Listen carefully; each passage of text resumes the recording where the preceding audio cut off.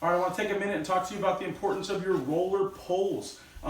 It's very not conducive in most cases to roll a wall with just like how you see it on HGTV, where they're just like this. It's not. It actually is more strenuous on your arms, so you're sore towards the end of the day, even after years of doing that. And you'll notice that if you use a roller pole, it's a whole lot easier. And a lot of times, many people believe that you get a better finish. But the objective is that you're also saving your legs from having to go all the way up a ladder. I've seen this kind of stuff before where somebody will dip way down here and then they'll walk all the way up a ladder and then they'll roll the wall up here and then they'll walk down the ladder and they'll dip again. And it's not worth the same consistency that you'll get with the rolling pole.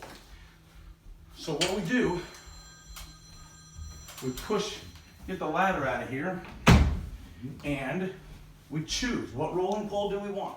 Do we want a 2 to 4, 2 foot, 4 foot? For the most part, for most people that they wouldn't be able to get here. Now Gary, he'd probably be able to get there. I would be on my toes, which is not going to give me the consistency. If I have too small of a pole and I can't get up there and I go like this, I might lunge the roller handle right, or the roller sleeve right into the ceiling. And in this case, we're not doing ceilings at all. And so what we'll do is we'll actually use a larger pole for this case. Now, this pole is big, but with just a little bit of a move, I can stay flat-footed and get all the way up to the top. So a roller pole is super important when you're talking about doing larger ceilings.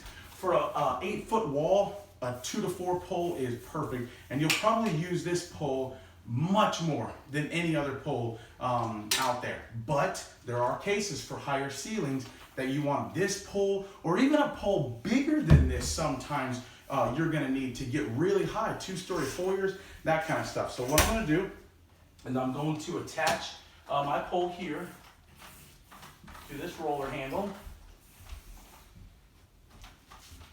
I'm gonna extend it out to where I think I want it at. Get enough paint, same exact process we just did in a previous video on how to roll a wall. Always go from left to right. Very simple. You see, I'm staying flat-footed. I'm not having to put much pressure on this wall at all. Almost no pressure whatsoever am I having to do here. I've got a ton of control, and I can actually get really tight to that ceiling and really tight to this trim if I wanted to. You get much more control when using a pole than you do using it by your hand. You could actually work a whole lot quicker. I just saved myself 2 trips, 1 trip up a ladder, 1 trip down a ladder, just to do that move. So I saved time, I saved money, I saved my legs, I saved my arms, the whole entire thing. All of it is so much easier when you use a rolling pole. It's quicker, more conducive for the job flow, more conducive for the overall job. I'm feathering in right now. You see how easy this is with the rolling pole. You can very easily know that that is a whole lot easier than if you had this all by itself and all you were trying to do is this. Not to mention, when you're talking about lower portions of a wall, when you don't have a pole, this is the motion that you have to make to get to the lower section. You're down like this all day long to get to that lower section. With the roller pole, it's a whole lot easier. Your back stays locked. And what you're doing is you're actually making, oh, come on this wall, you're just making this move.